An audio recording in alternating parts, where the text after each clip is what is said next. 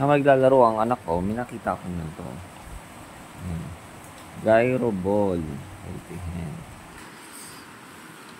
Ikot nito, pakabila. May parang goma siya eh. Yan, oh. Pipiglasin niyan. Kaya, yan, oh.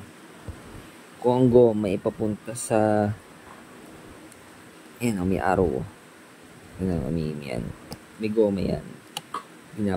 Goma o spring, binabalik niya. Tapos, pag binitawan mo, sabi, ganun mo. Mahina. Ulitin natin.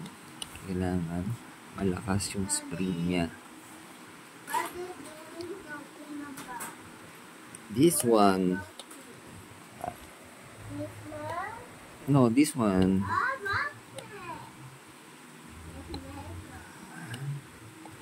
Kailangan mahigpit. Then, release. Ayan.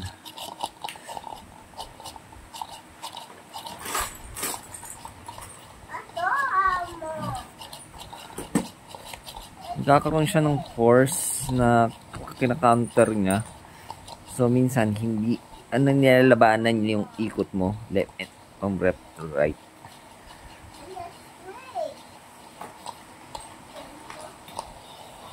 Ano? Ang galing.